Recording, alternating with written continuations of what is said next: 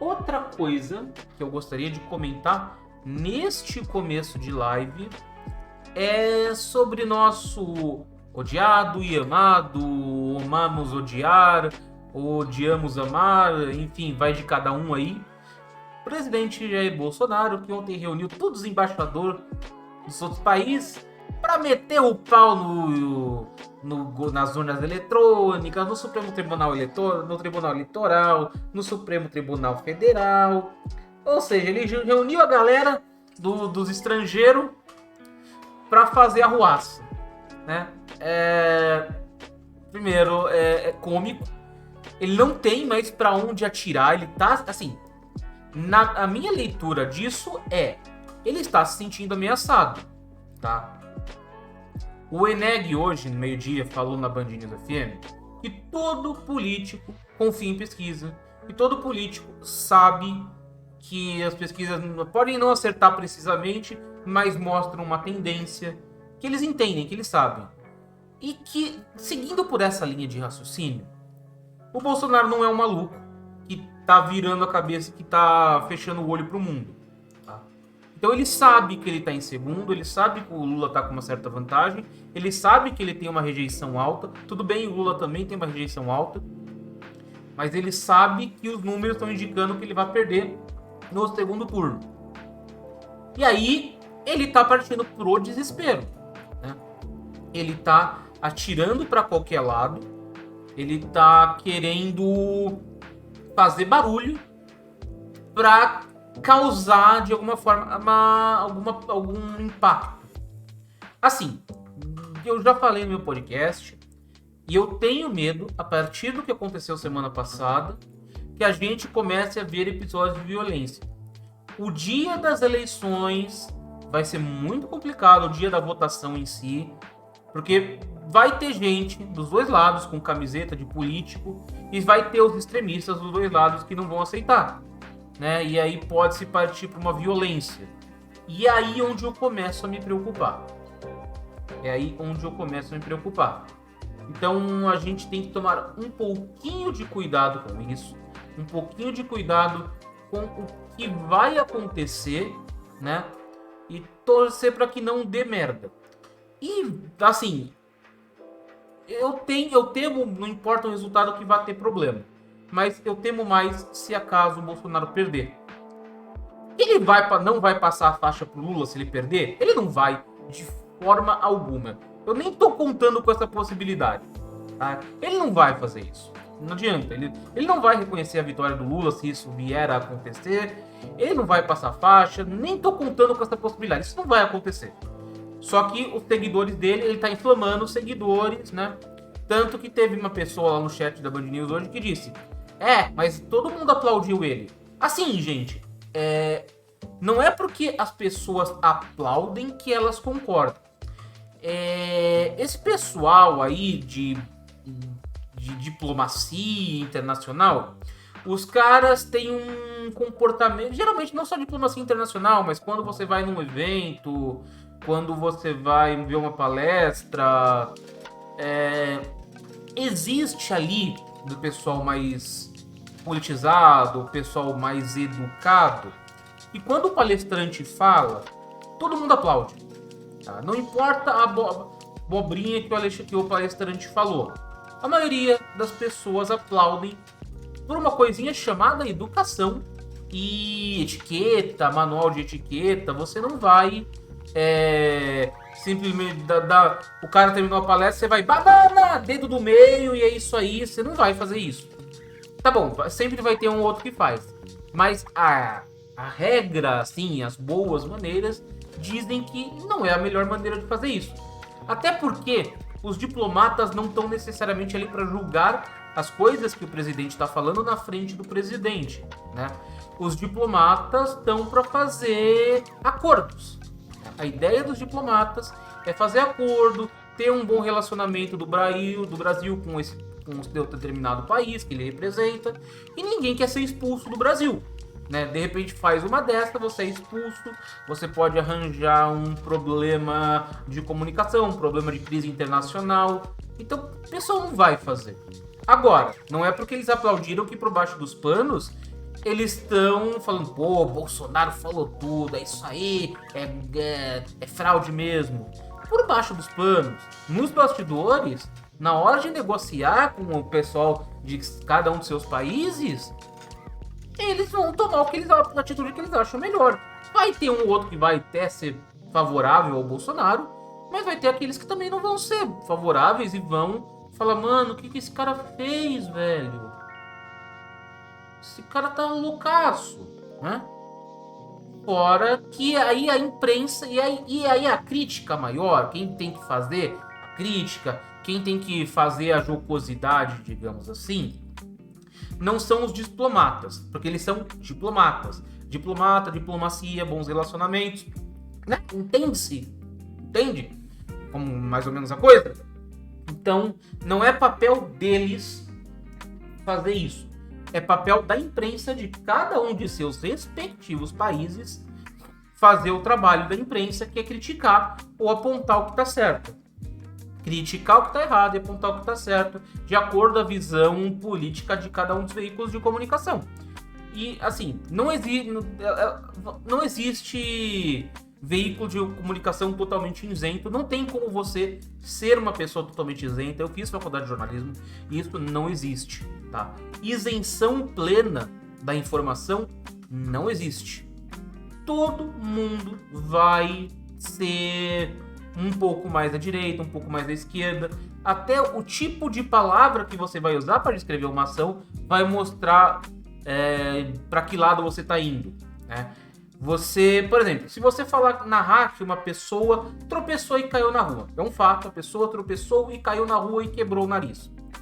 Você pode dizer, o fulaninho de tal tropeçou e caiu na rua. O fulaninho de tal tropicou e caiu. O fulaninho de tal tropeçou e se estatelou no chão. O fulaninho de tal tropeçou e se arrebentou no chão, quebrou o nariz, sujou todo de sangue, né? Então, a maneira com que você usa, as palavras que você usa para descrever uma ação, descrever um fato, acabam, de certa forma, representando a sua impressão. A impressão que você teve daquele assunto.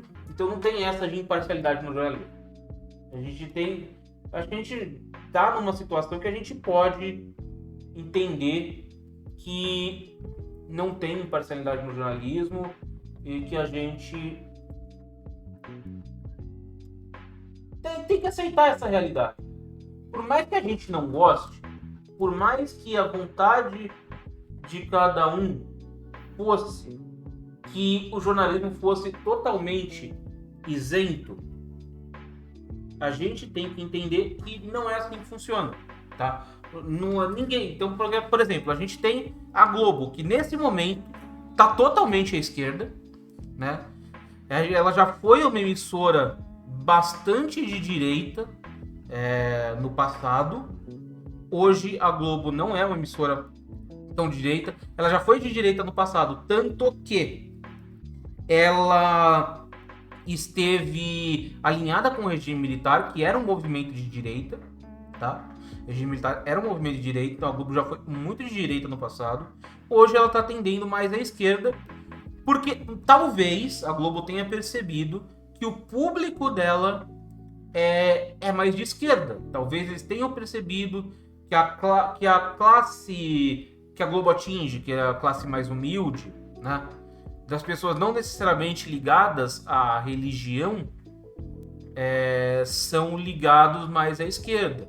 Pessoas de baixa renda, pessoas com deficiência, pessoas pretas, enfim. E aí a Globo resolveu, né, com o passar do tempo, migrando ali, resolveu se alinhar mais com a esquerda. Isso tem fundamento político, isso tem fundamento econômico, isso tem fundamento social, existe uma estratégia de marketing nisso também. A Globo não está apontando para a esquerda porque ela é boazinha.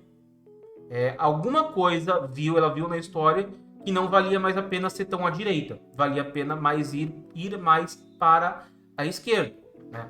Aí a gente tem a Jovem Pan, não vou colocar nem na Record aqui, a gente tem... Também, a Record é mais à direita, né, seguindo no caminho de televisão, porque a Record está ligada a uma instituição religiosa e normalmente empresas ligadas a instituições religiosas tenderão a ser mais à direita. É normal. Mas tem uma coisa que eu digo aqui, que é muito importante a gente ter em mente, que eu sou de criação católica, então eu posso olhar mais do ponto de vista católico, tá? Eu não posso olhar tanto do ponto de vista evangélico, mas do ponto de vista católico,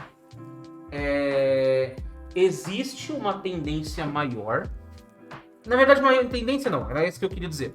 Existe dois caminhos ali que a Igreja Católica costuma seguir, tá? Parte da Igreja vai seguir para um caminho mais conservador, mais de direita. Essa parte é a parte da Igreja que está mais preocupada com os costumes.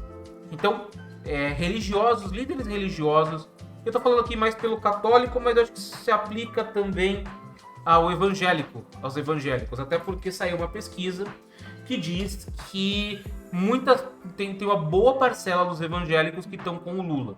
Então, vamos lá, no que diz respeito ao cristianismo, pelo menos, né? Então, existe essa questão. As pessoas, os líderes evangélicos, as instituições, os líderes religiosos, pelo menos de orientação cristã, não vou falar de outras orientações, que aí a coisa muda um pouquinho de figura. Os líderes, as lideranças religiosas de orientação cristã, mais preocupados com a questão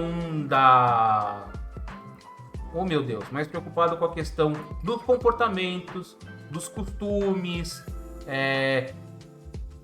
essa questão de combater a questão do homossexualismo, família, essa questão família tradicional brasileira, que estão mais preocupados com isso, eles vão tender mais à direita.